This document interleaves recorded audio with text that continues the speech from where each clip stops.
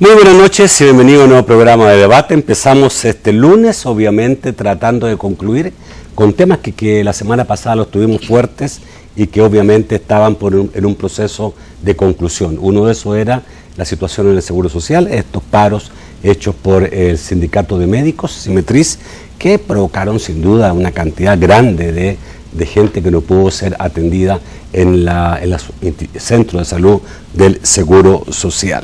Ese es un tema que trataremos hoy día junto con otros que tienen que ver con el Seguro Social, con el director de la institución, el doctor Leonel Flores. Buenas noches, doctor. Gusto de saludarlo. Buenas noches, don Nacho. Un placer estar aquí y gracias por la invitación y estamos a la orden. Bueno, concluyó el paro y la conclusión de este paro es que se logró un incremento de 4 millones para los médicos, que hay que decir que el Seguro Social tiene 1.960 médicos del área clínica y 180 del área administrativa. Estos recibirán un aumento, según se dice, entre 160 y 200 dólares mensuales, y se establecieron algunos compromisos por ambas partes. Es interesante, digamos, ¿cierto? Porque obviamente con esto se logró solucionar ya un problema que ya estaba provocando una situación complicada para muchos derechohabientes en el país. No sé las cifras, se hablaba de 50.000, antes que esto concluyera, de 50.000 citas no atendidas. Bueno, 4 millones, empezó con 10 millones, se siguió con 6 y terminó en 4 millones el total de lo que va a erogar la institución por este reajuste salarial. Sí, bueno, en primer lugar decir de que es muy importante y histórico el hecho de que se haya llegado a un acuerdo. Si bien es cierto, hubieron 3 días de suspensión de labores, no ha sido como en otras ocasiones donde se han resuelto conflictos en el Seguro Social, en las calles, con manifestaciones violentas y todo lo demás. Se comenzó con 15 millones de dólares y se llegó a un acuerdo de 4 millones de dólares, tomando en cuenta de que el Seguro Social, por cada dólar que incrementa en salarios, hay 48 centavos de dólar que incluye ya con beneficios. Aplaudir definitivamente la toma de conciencia de parte del Sindicato de Médicos, que al final decíamos nosotros no es lo que ellos se merecen, no es lo que nosotros les quisiéramos dar, es lo que las finanzas actuales en el instituto permiten poder otorgarles. También el compromiso de la administración de revisar el problema estructural del que hablaba Monseñor Gregorio Rosa Chávez, que es el hecho de el fortalecimiento financiero de la institución para poder mejorar los servicios y también mejorar los incentivos a los trabajadores.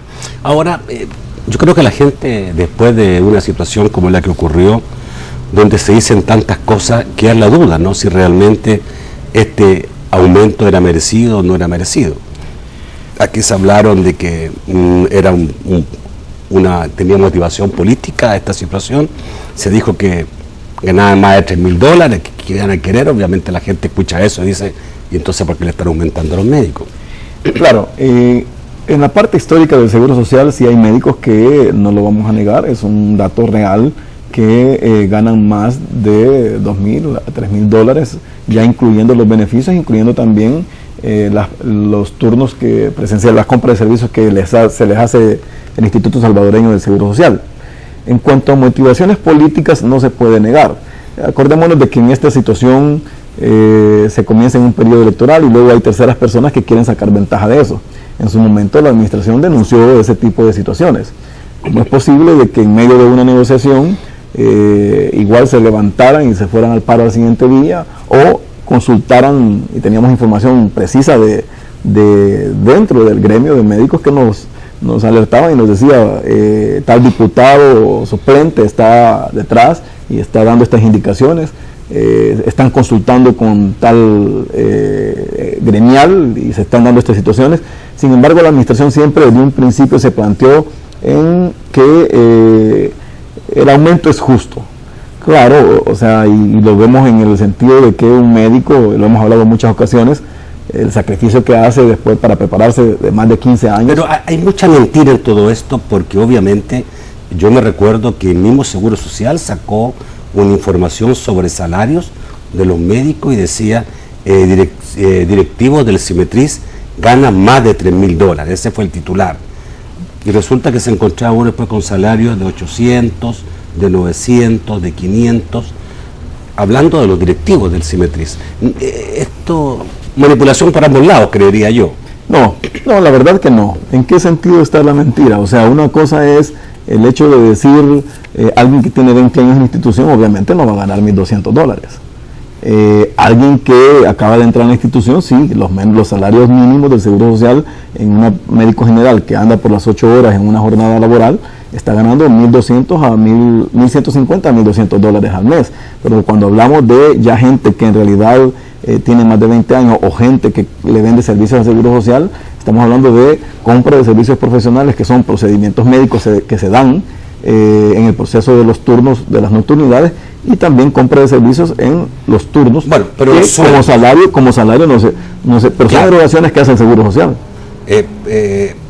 ¿Nos puede explicar, a ver, los sueldos de los médicos, en cuánto oscilan los sueldos de los médicos o cuáles son los promedios de los sueldos de los médicos? Depende de nos quedamos, ellos hablan de $500, ya entre 500 y $1.000.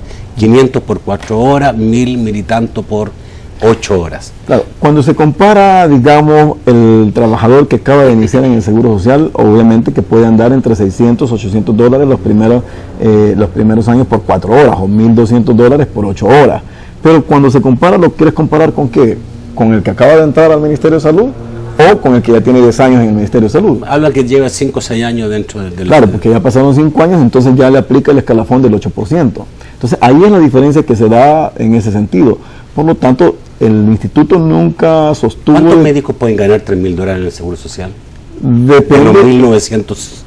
En los 1960, ¿cuánto ganarán $3.000? Quizás que el tope parece, ¿no? Que quizás andará más en cuanto a jefaturas y en cuanto a aquellos médicos que tienen más de 15 años de laborar en el Seguro Social, incluyendo, como decía, la compra de servicios. Pero digamos un 5%, un 10%. No, andará quizás un 20-30%. Un 20-30%. Sí, la mayoría ganan menos de eso. Así es, la mayoría, y nosotros nunca lo negamos. O sea, incluso dijimos nosotros, bueno, es justo que los médicos pidan un incremento salarial y es justo que se los demos. El punto es hasta dónde la administración puede dar ese aumento que exigían y hasta dónde se hace un desbalance financiero del Seguro Social después de 15 años de que nunca fueron escuchados.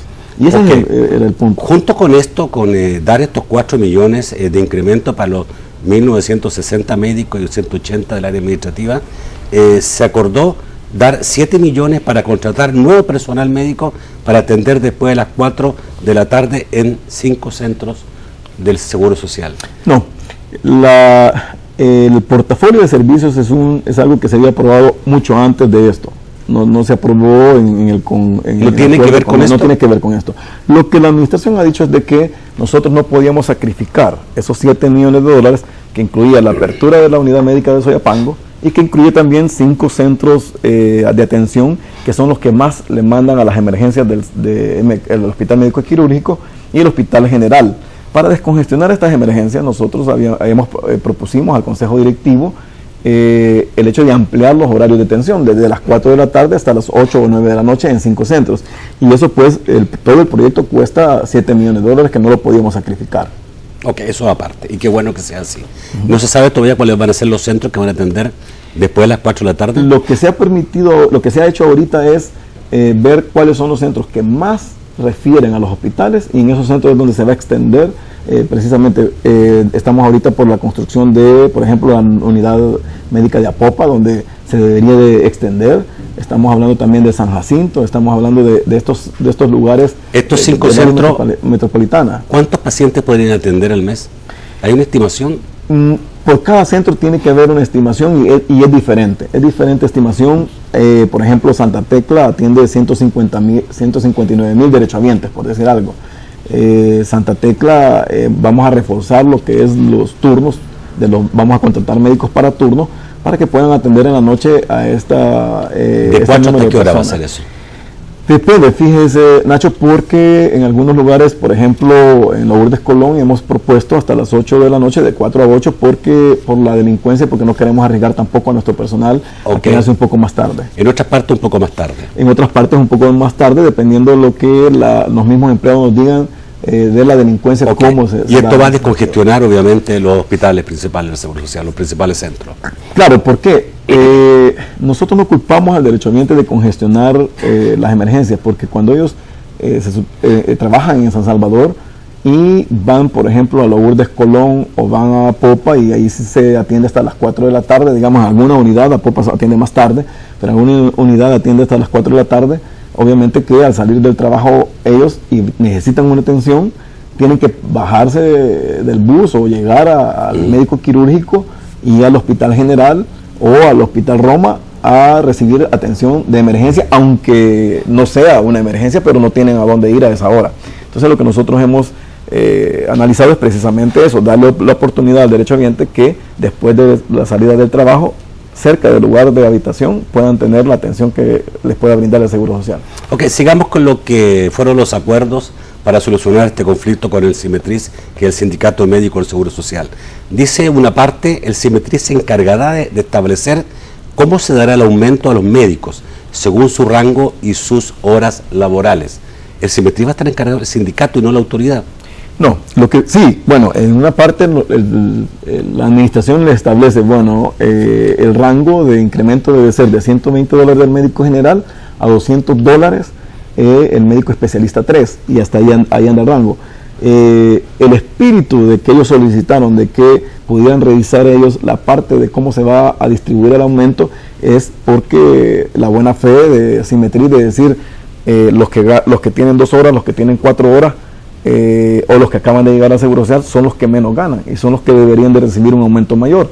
Entonces el espíritu es beneficiar a los que ganan menos y que sean solidarios los que ganan más. Ok, usted le ha dado esa facultad al sindicato a que haga esa colaboración de decir cómo se va a hacer esta entrega, este aumento. Así Eso es algo inaudito, ¿no? No sé si... No, recuérdese que la doctora María Julio Castillo dio 72 millones de colones y el sindicato de médicos de ese entonces que yo fui parte lo distribuimos. ¿Ah, sí? ¿Y los sindicatos distribuyen bien o ahí prueban otros intereses? En ese entonces yo creo que se distribuyó bien y creo que hay que tomarle la palabra a la junta directiva de Simetriz que lo van a distribuir de una forma equitativa. Bueno, entre las compromisos que se establecieron a través de este acuerdo es que los médicos van a recuperar las citas perdidas, van a tener que trabajar un poco más para cumplir con toda esa gente que durante los días de paro no pudo ser atendida. Pero por otro lado, el doctor Pineda, presidente del Simetriz, decía que las autoridades se comprometen también a transformar la institución en el sentido de mejorar la infraestructura de los centros médicos y se invierta más en los servicios que prestan y en el recurso médico. Así es. Humano, médico. Sí, claro, nosotros desde un principio ellos están retomando lo que la administración dijo en cuanto, ya lo he mencionado acá en este set, el pacto de seguridad social. ¿Qué significa? Significa de que los actores principales, el Estado, la empresa privada y la institución se comprometan a un fortalecimiento financiero de la institución y también a ver cuáles son las necesidades que se están dando. Por ejemplo, la capacidad resolutiva de los centros de atención. En este presupuesto de 2014 nosotros estamos incrementando el presupuesto en 113 millones de dólares. 49 millones de dólares van para la compra de equipo médico, que 70 y algo % del equipo médico del Seguro Social ya cumplió su vida útil. Y ese es el aspecto en el cual, si hubo algo que culminó con una buena negociación, fue precisamente la transparencia con que la administración les presentó el presupuesto a Monseñor Gregorio Rosa Chávez y a ellos, y lo discutimos, el presupuesto del Seguro Social. Discutimos que había un incremento en remuneraciones de 12 millones de dólares y que ahí incluían nuevas contrataciones, ajustes salariales y también reclasificación de puestos, que era necesario porque si nosotros calculamos que se han obtenido, digamos, un superávit de 13 millones de dólares hasta lo que va del año, un incremento de las cotizaciones de cerca de 22 millones de dólares, pero que el STIS estaba pidiendo 17 millones de dólares, Simetriz 15 millones de dólares, estamos hablando de 32 o 33 millones de dólares, que supera lo que el Seguro Social ha tenido en ahorros y ha tenido en cotizaciones. Por lo tanto, nosotros no podíamos invertir esa cantidad en solamente remuneraciones. Tenemos deudas históricas que las estamos cumpliendo como este día se inauguró el laboratorio médico en Santa Tecla, desde que se inauguró esa unidad médica no ha tenido el servicio de laboratorio médico. No podemos sacrificar esos proyectos que le dan beneficio a los derechohabientes y gastar todo eso en remuneraciones. No podemos, el sindicato lo entendió, pero también hay que revisar cómo fortalecer las finanzas del Seguro Social, cómo dar atención, por ejemplo, infantil y de adolescente. No la estamos dando como se debería. Vamos al corte y después del corte vamos a hablar un poquito más sobre esto, porque otro de los acuerdos fue lo que ya esperábamos y sabíamos, que se van a retirar las demandas en contra de los médicos huelguistas, cosa que siempre ocurre en nuestro país, y también se le pidió a los médicos mejorar la relación con los pacientes. Ya volvemos. Rápidamente nos quedaba pendiente el bloque anterior, del tema anterior, para concluirlo. Las dos que se dieron, ellos dicen, digamos, se van a retirar las demandas. Creo que no se puede porque eso está en la Fiscalía, pero por lo menos la institución no presionará para que eso siga en contra de los médicos que fueron a huelga, y por otro lado, mejor relación con los pacientes le pidió la institución. Sí, obviamente que para nosotros nos parece algo histórico, de que siempre se ha dicho, bueno, si nos aumentan vamos a mejorar la atención que vamos a dar a nuestros pacientes. Si nos aumentan vamos a cumplir con los horarios establecidos. Si nos aumentan vamos a cumplir con las citas y vamos a cumplir con las cirugías. En este caso yo creo que hubo mucha seriedad de parte de la Junta Directiva, porque firmó lo que se llama una base de compromiso laboral de los médicos institucionales, donde las cláusulas están precisas y se deberán cumplir, puesto que nosotros vamos a cumplir como una administración seria, vamos a cumplir el 1 de enero lo que es la retribución o el desembolso de el aumento, el incremento salarial. En cuanto a las demandas en las fiscalías, la institución se comprometió precisamente a solicitar de que había pasado el conflicto y que no se siente parte ofendida. Claro, nosotros hemos tenido solicitudes de derechohabientes, los cuales dicen, bueno, entonces quiere decir de que cuando haya otra paro de labores, como se van a perdonar a los que hacen paro de labores, entonces lo van a volver a hacer. Y es justo que la gente piense en ese sentido, y entonces dicen, bueno, solo fue asustar a los médicos para que no siguieran con las acciones. En este caso la diferencia es que se acudió a la Fiscalía, y a la Fiscalía nosotros estamos diciendo lo que es que como parte que denunció, ya pasó la parte de que nos sentíamos ofendidos en el contexto este. Ahora, hay una condición para eso, que en menos de 30 días se tienen que reponer lo que se ha perdido, y se ha perdido 29.260 consultas médicas, 973 procedimientos médicos, 65.000 recetas no despachadas, y obviamente aquí también entran los procedimientos quirúrgicos que se suspendieron en algún momento.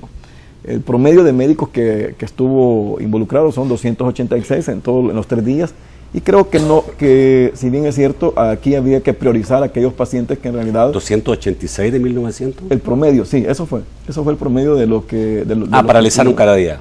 El promedio fue 286 que paralizaron cada día, pero eso no significa, digamos, que solamente los 116 estaban de acuerdo con esto, el resto no. No, probablemente había mucho más gente de acuerdo, pero que en las estadísticas que tenemos tampoco se pueden sumar. Se turnaban unos primero. De 286 que fueran diferentes los 286, es un promedio de 286 médicos.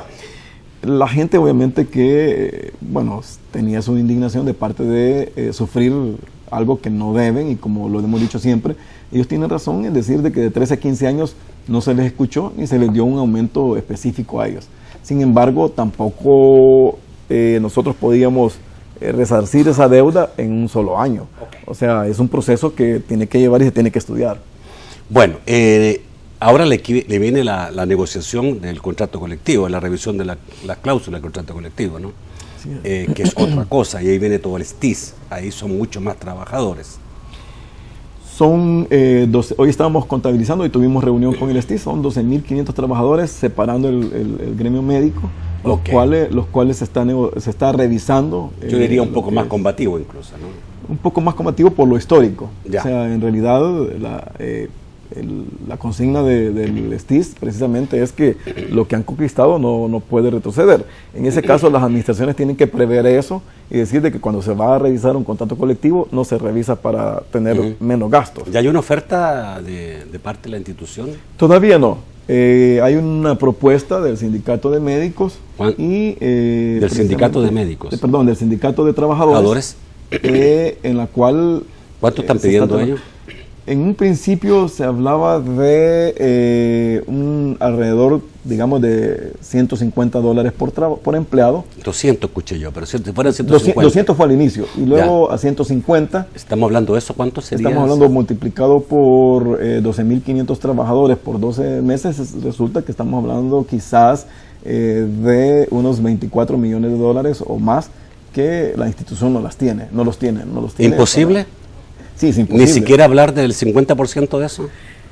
Habría que entrar en el proceso de negociación y ver, igual como lo hicimos con los médicos, cuál es la sostenibilidad de este aumento. ¿Qué porcentaje del sueldo están pidiendo ellos?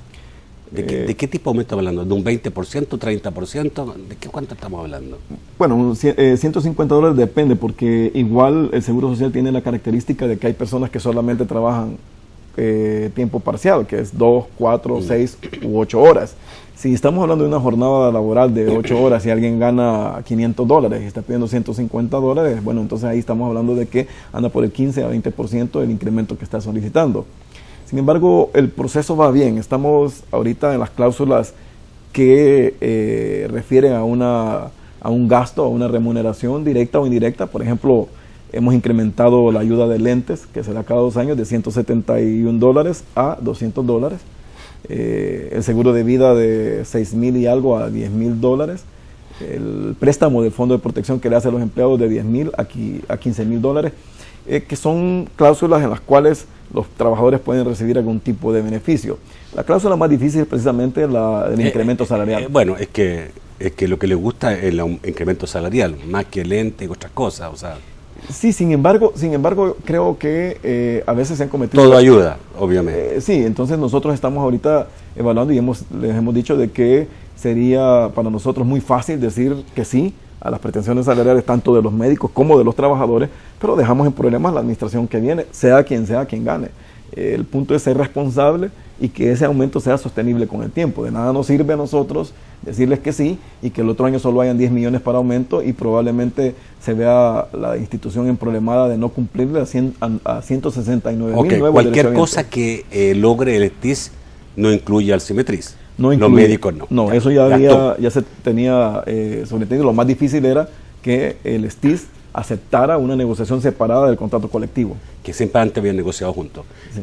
¿Hay un plazo para esto, para negociar este contrato colectivo? Sí. Los contratos colectivos se revisan cada 2 años y si no hay un acuerdo entre las partes, queda efectivo el contrato vigente. Entonces no hay cambios y se continúa el contrato vigente, obviamente sin ningún beneficio extra, más que los beneficios establecidos en el contrato anterior. ¿Pero hay un plazo?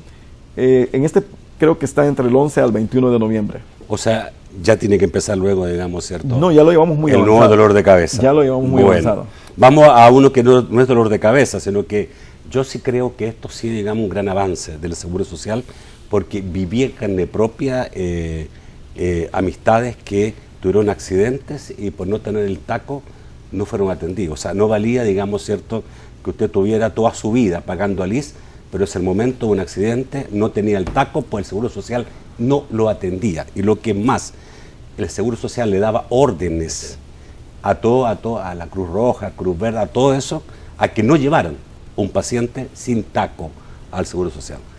Bueno, yo pasé un herido como por 4 horas, digamos, cierto. Terminamos en el San Rafael y después a las 1 de la madrugada lo recibió el Seguro Social a gritos y peleando. ¿Cómo era posible que no tuvieran, digamos, cierto, un elemento de decir, identificando a la persona y sabiendo que esa persona es derechohabiente, aceptarlo en el Seguro Social? Lo que sucede es que el único documento que garantiza que el empleador ha pagado las cotizaciones al Seguro Social es el certificado patronal. Es el único que da fe de que la empresa, y obviamente que a veces la culpabilidad de algunas empresas irresponsables hace que un determinado paciente pueda o no recibir. ¿Nunca se temió una demanda millonaria? Porque si el día de mañana me pasa a mí y yo he pagado por 25 años el Seguro Social y resulta que no me atiende el Seguro Social, Lo que pasa es que hay una, le puede costar lo que muchos pasa es millones. que, lo que pasa es que hay una ley y un reglamento del Seguro Social que establece cuál es el mecanismo de recibir atención.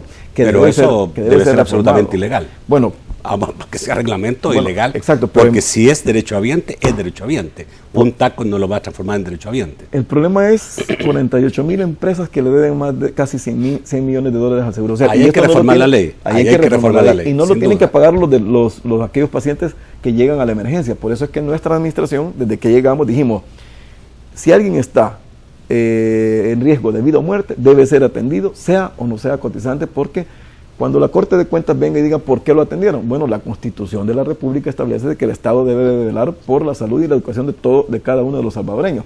En base a eso, nuestra administración instruyó de que no se rechazara a alguien. Solo una vez tuvimos un problema que lo demostramos a través de unas cámaras, un medio de comunicación acusó al Seguro Social de que alguien en emergencia no había sido atendido. Teníamos un sistema de video vigilancia y se demostró de que había pasado de una sola vez a sala de operaciones. En nuestra administración no hemos tenido ese tipo de casos y esperamos no tenerlos porque la institución es la misma. Alguien puede llevar o no llevar el DUI, el certificado o el carnet. Si está en peligro de vida o muerte, debe ser atendido en el Seguro Social. Eso es correcto. En cualquier hospital, En incluso cualquier- los privados. Así es. Ojo, un privado también que no acepte Debería de ser un un privado, moribundo, así es. digamos, comete homicidio. Así es. Y no lo hace. ¿ya? Así es, Pero exacto. bueno, pero ahora con el DUI. Basta el DUI porque hoy sí el Seguro Social va a tener el sistema en la computadora, los datos para saber si esa persona está al día o no está al día. Así es, nosotros hicimos, bueno, la iniciativa surgió porque recién llegado a la institución, bueno, de venir de Estados Unidos, empezaron a llegar currículums a la institución y veía que habían 2 páginas de números. El número del DUI, el número de Seguro Social, el número de la licencia, el número de la AFP, un sinfín de números. Y bueno, si El Salvador tiene un documento único de identidad, ¿por qué utilizar otros documentos para poder establecer si es o no cotizante activo del Seguro Social? Empezaron las pláticas con el RNPN, llegamos a un convenio institucional, hicimos un cruce de información en el cual más de 2 millones de personas que habían recibido atención en el Seguro Social se llegaron a una base de datos para poder hacer lo que es el vínculo de cotizante activo o cotizante no activo. Hicimos un plan piloto en el Policlínico Sacamil y funcionó. Habían algunas limitaciones, por ejemplo, DUI duplicados, personas con el mismo nombre, beneficiarios que ya estaban muertos y que aparecían al meter el número de DUI, pero después se fueron superando todo ese tipo de barreras y lo extendimos a 14 centros más. Esto nos dio la potestad de decir, bueno, ya estamos preparados. Quiero decir que hay como 200.000 personas que todavía no han ingresado a la base de datos, pero probablemente son personas que nunca han usado los servicios del Seguro Social y que por esas 200.000 personas no podíamos dejar de dar este servicio. Desde este momento hasta el 31 de diciembre es un periodo de transición. A partir de enero ya con DUI. No, ya estamos con DUI, Ya. a nivel nacional, ya estamos. Hemos atendido más de 100.000 consultas, 39% consultas de emergencia, solo con DUI. ¿Cuál es la diferencia? De que es un proceso de transición. Pero esto significa que un sistema computacional donde están todos los derechos. Exacto, sí. Es interesante que hicimos una demostración el día que hicimos el lanzamiento oficial. Se le pidieron a dos personas que estaban presentes. Dígame su número de DUI. Se metió en la base, en lo que es el internet, y apareció, uno de ellos apareció cotizante activo, tiene derecho, y otra persona también de los medios de comunicación que se metió el número de DUI y apareció que no había pagado a la empresa de Seguro Social. Entonces, Hombre. es importante eso, ¿por qué? Porque las empresas de ahora en adelante van a saber que el mismo trabajador, a través de un número de teléfono, de una llamada telefónica o a través de la internet o de un dispositivo móvil, va a poder verificar si su patrono ha doctor, cotizado o no. ¿cuándo va la reforma a la ley que estamos hablando? Porque obviamente yo me imagino que si una persona no es atendida y sufre un problema de salud grave, ¿a quién le pone la indemnización? ¿A quién le pone la demanda? ¿Al Seguro Social o al patrón por no haber pagado lo que a lo mejor a él le descontó? Bueno, la demanda se la ponen frecuentemente al Seguro Social.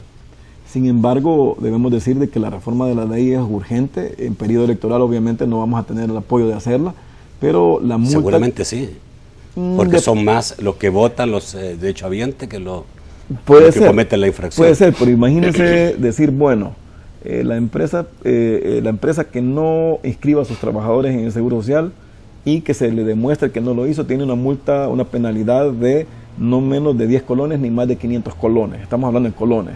No, y hay que hablar de dólares, actualizar la cifra. Y no solamente, sino pero también además cárcel, así es. Si eso de la multa... Porque es un crimen. Peor crimen es aquella empresa que le descuenta al trabajador y se queda con las cotizaciones y no la traspasa al Seguro Social. Entonces, creo que es un avance muy importante. Además, el Seguro Social se vuelve pionero en esto de que El Salvador debería tener ya un documento único de identidad para todo tipo de transacción. Ok. Vamos al corte, volvemos rápidamente. Finalicemos el tema anterior y era, en relación, me decían ahí alguien, pero el TACO se pide en algunas otras instituciones, por ejemplo los bancos, piden el TACO del Seguro Social para saber si es cotizante y qué sueldo tiene, ¿no? Sí, nosotros tendremos que buscar un mecanismo para poder ayudar a esas instituciones. A decir verdad, el Seguro Social, cuando emite el TACO, lo emite estrictamente para que es corroborar si es cotizante activo o no. Otras instituciones como los bancos o algunos que dan el financiamiento de viviendas utilizan como prueba de que está trabajando y que está percibiendo un sueldo. Entonces, no es en realidad una obligación del Seguro Social, pero sí se les va a extender un certificado de inscripción, que se llama una boleta de inscripción. Esa boleta de inscripción podrá ser utilizada para esos rubros.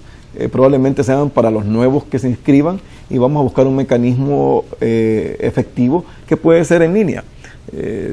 Si usted sabe, el Seguro Social ya inició lo que es las constancias para las empresas que las pueden sacar en línea. Sí. Muy pronto vamos a abrir lo que se llama el pago electrónico, ¿no? El pago electrónico de las planillas, que va a venir a beneficiar e incluso va a ayudar también a no construir una nueva mora patronal, igual que lo que estamos haciendo con el DUI, que no se sigue construyendo esa mora que por años ha afectado el Seguro Social. Entonces esperamos nosotros ayudar a estas entidades de alguna forma a que, si el TACO del Seguro Social les servía para eso, que puedan corroborar en el Seguro Social de que los cotizantes son activos. También había por ahí un temor o una sospecha de que la base de datos del Seguro Social está en manos de otra gente, ¿no?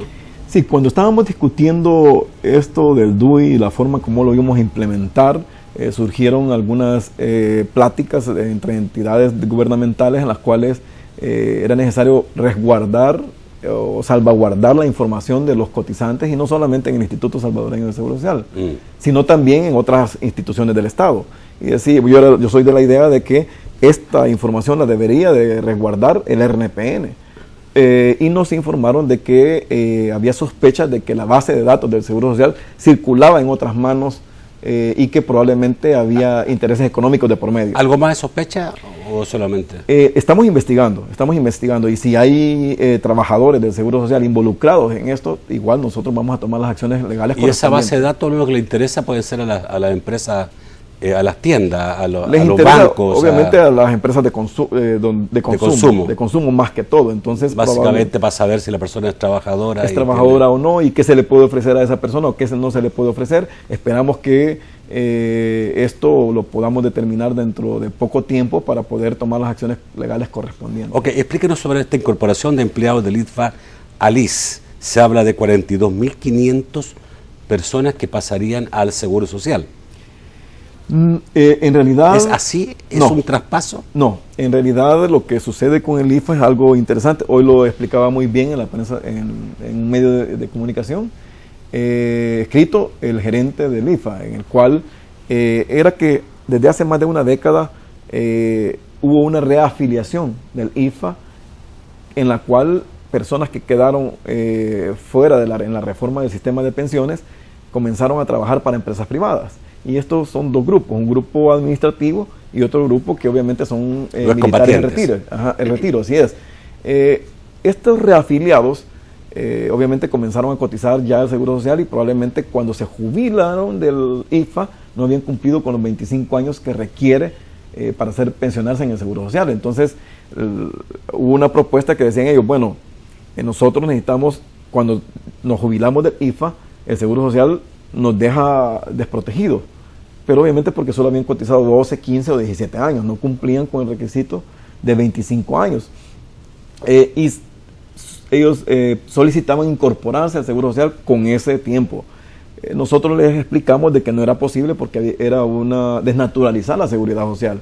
Cualquier otro trabajador podía era un privilegio que no... Y cualquier otro trabajador podía decir, bueno, yo ya coticé 15 años, entonces jubílenme a mí también. Correcto. Entonces, ¿qué es lo que se logró a un acuerdo con ellos? De que son cotizantes activos, reciben beneficios del Seguro Social, pero cuando se jubilan por la ley, con nombre y apellido, quedaban fuera.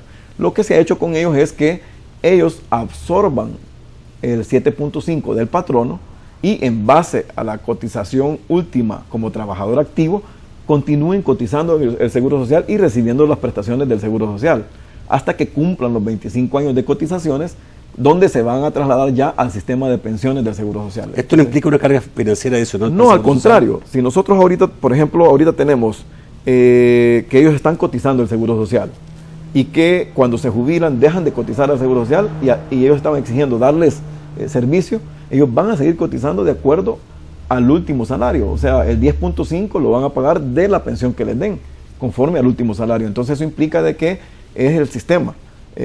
Algunos lo van a utilizar y otros no lo van a utilizar. Entonces se da sostenibilidad al sistema y es un acto de justicia y de solidaridad con los reafiliados del IFA.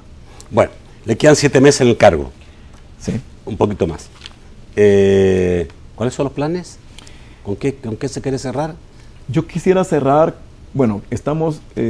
quisiéramos cerrar con dejar en construcción la unidad médica de Apopa, el hospital de San Miguel y el hospital médico quirúrgico. Igual dejarle al nuevo gobierno, a la nueva administración, ya una reforma de ley, que tenemos un convenio con Uruguay que la estamos revisando y que dejársela ya plasmada por escrito, y además la modernización de la seguridad social en línea que estamos hablando, del archivo médico electrónico. Dejar en tercera fase también la incorporación de los salvadoreños en el exterior de acuerdo a un estudio de factibilidad, y también obviamente hacer una transición profesional de esta administración a una nueva administración, para que de acuerdo a la nueva administración pueda seguir y continuar con el fortalecimiento de la seguridad social y la protección social en el país. Y obviamente antes que termine el gobierno haremos el balance.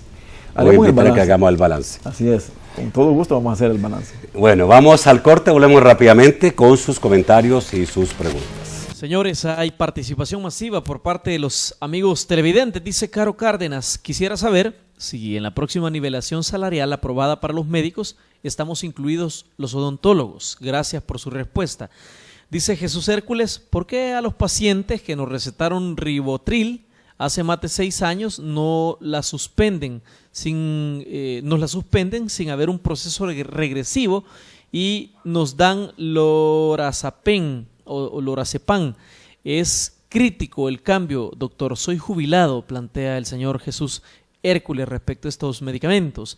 Dice Suset Guillén, buenas noches, un enorme saludo para ambos. Mi pregunta, si en 2014 se usara el DUI para pasar consulta, las personas que aparecemos como divorciadas, pero que aún estamos en el sistema, ¿nos sacarán? ¿Tienen algún plan? Bendiciones, dice Suset Guillén. Carmen Vázquez dice, a mi pariente no le brindaron la asistencia adecuada y lo trataron de mala gana en el médico quirúrgico y se tuvo que ir a un hospital privado. Lo han tenido que hospitalizar y le han hecho 8 colostomías. 5 días hospitalizado por un descuido. ¿Se puede morir el paciente? ¿A quién recurrir? Creo que esto es un crimen, plantea la señora Carmen Vázquez. Emilio Monterrey dice, el Instituto Salvadoreño del Seguro Social es una institución con muchos problemas. Aún, pregunto, ¿cuál ha sido el avance en su gestión?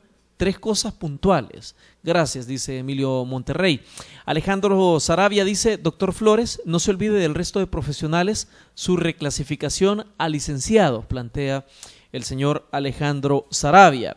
Iván Solano dice, no es cierto que Simetris pidiera $15 millones. Y desde el perfil del Sindicato de Médicos Trabajadores del Instituto Salvadoreño del Seguro Social Simetris nos escriben, si ni siquiera Nacho se creyó lo de esa mentira de solamente 200 y tantos médicos. Doctor Flores, por favor, dicen los señores de Simetris. Oscar Pineda dice, el aumento salarial incluye a enfermeras. El trabajo es admirable e igual de valioso que el de los médicos, plantea Oscar Pineda. Carlos Serrano dice, si soy pensionado, ¿cómo me identifican con otro que no lo es? Una pregunta interesante del señor Carlos Serrano. Y Moris López dice, doctor, A mi señora le tocaba cita en Santa Anita cuando estaban en paro y no le dieron la consulta, solo las medicinas.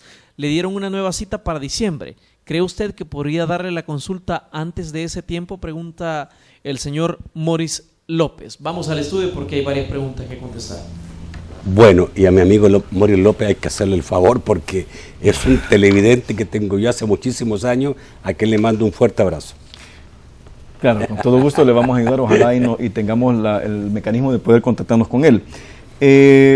Los odontólogos en las peticiones del Sindicato de Médicos Trabajadores no están incluidos. Este día he solicitado una revisión porque tampoco estaban incluidos los directores de hospitales, que son médicos. He solicitado una revisión para ver qué posibilidades tenemos financieras para poder incluirlos a los odontólogos y a los directores de hospitales. En cuanto al ribotril, nosotros es un proceso en el cual definitivamente que no son medicamentos de uso crónico. No sé por qué en El Salvador, incluso en las emergencias, se utiliza el clonazepam. El ribotril es como un antidepresivo. Es un ansiolítico que se utiliza y a veces estaban dando en las emergencias 30 tabletas. Un poquito peligroso el ribotril. Es que genera dependencia y abstinencia, o sea, y hay tolerancia. Entonces, yo es el único país que he visto que en una emergencia le den a alguien 30 tabletas de ribotril o de clonazepam, y obviamente que lo que se trata aquí es de hacer un destete, le llamamos nosotros los médicos, un destete del procedimiento para que puedan los pacientes liberarse de esos medicamentos que generan abstinencia. El que mencionó él, lorazepam. Lorazepam es también de la misma ¿Es lo mismo? De la misma familia de las benzodiazepinas, y por lo tanto sí debe haber una transición que debe de ser vigilada muy de cerca por el médico.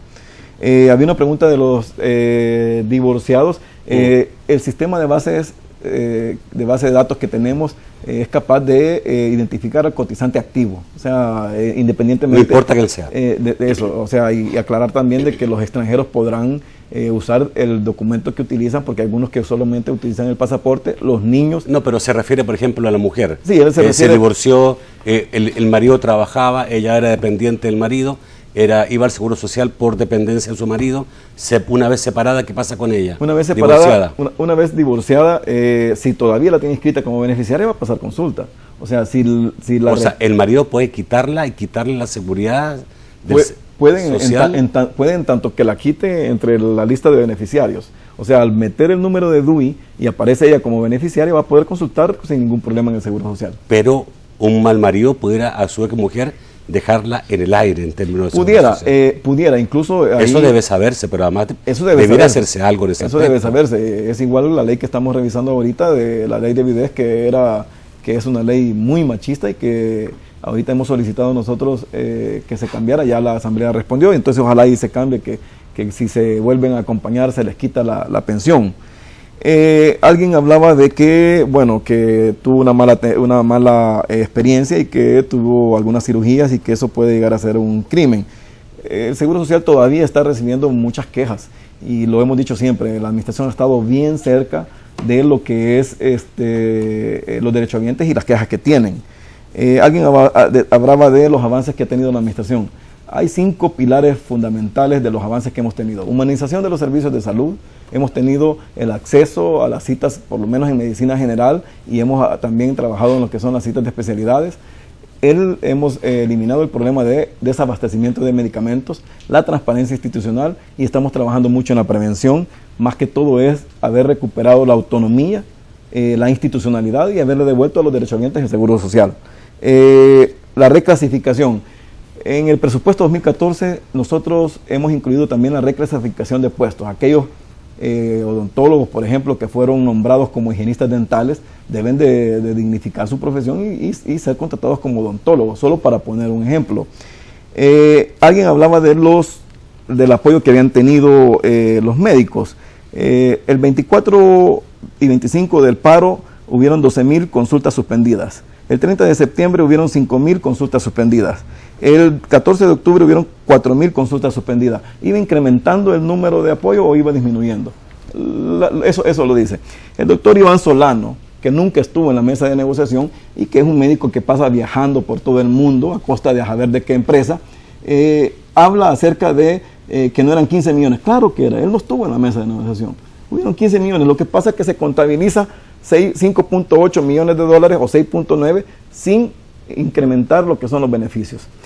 Luego, si estaban incluidas las enfermeras y todo el resto del personal está incluido en lo que es la revisión del contrato colectivo de trabajo. Lo otro es de los pensionados. Los pensionados están en la base de datos para poder recibir sus beneficios con el DUI. Así es que eso es las preguntas que teníamos que responder. Sí, no, había la otra persona que decía la consulta, que le habían reprogramado para diciembre. Este acuerdo que se hizo con el Seguro Social, ¿significa que a todos los que le reprogramaron, le van a reprogramar nuevamente a fecha más cercana? Bueno, el compromiso que firmó el sindicato de médicos incluye restablecer todo esto en 30 días. Y eso significa que la gente que fue reprogramada... Sí, ese compromiso está amarrado con el 1 de enero de dar el incremento salarial. A ver, la gente que fue reprogramada, que llegó entre los días de paro y le dijeron, la tiraron para diciembre, ¿esa gente le van a llamar? Esa gente se va a reprogramar. ¿O tiene que llegar al Seguro Social? No, nosotros tenemos que hacer un plan de contingencia porque el derechohabiente no tuvo la culpa de este proceso que se vivió. Nosotros como administración y el sindicato responsablemente ha aceptado de que en 30 días nosotros tenemos que saldar esa deuda. Ok. ¿Qué control va a haber en ese aspecto? Es lo que siempre nos queda en el aire, digamos, ¿cierto? Estoy seguro que mucha gente que le pasó este problema hoy dirá, sí, pero ¿y si no me llama? ¿Y a quién voy a reclamar? ¿Y cómo sé que me van a cumplir? Tenemos nosotros muchas herramientas que pueden utilizar y no me canso de repetir de que hemos estado muy cerca de los derechohabientes. Tenemos el Twitter, el Facebook, el 22 44 47 77. Tenemos el correo de atención al usuario @is.gov.sb. Tenemos el número 127, que es precisamente el número que se llama para poder, el programa de radio que tenemos para poder atender todas las denuncias de nuestros derechohabientes. O sea que, y tenemos un departamento de evaluación y monitoreo que es el encargado de supervisar este proceso del plan de contingencia. Bueno, hay que estar detrás de eso, obviamente. Toda esa gente que fue reprogramada para 2 meses después, tienen que ser atendidas, digamos, ¿cierto? Y ojalá se cumpla estrictamente ese compromiso que yo creo que un derechohabiente no tiene por qué, un paciente no tiene por qué pagar las consecuencias de este tipo de situaciones. Nosotros pensamos lo mismo. Yo creo, pedimos las disculpas de todo este proceso. Alguien dice, bueno, ¿por qué se tuvo que llegar hasta el paro? La administración nunca se levantó de la mesa de negociaciones. Tampoco estamos diciendo de que los médicos son malos o son buenos. Siempre he dicho de que este proceso, don Nacho, es un proceso estrictamente hablar de salario, incremento salarial, no de la calificación de nuestros médicos. Doctor, muchísimas gracias por estar esta noche. Le deseamos suerte también en lo que le resta, la negociación entre contrato colectivo. Y me da risa porque sé que es bien difícil. Los trabajadores, con los 12.000 trabajadores del Seguro Social. Muchas gracias. Gracias. Y yo lo espero mañana, siempre a las 8 de la noche, con un tema tan interesante como este. Buenas noches.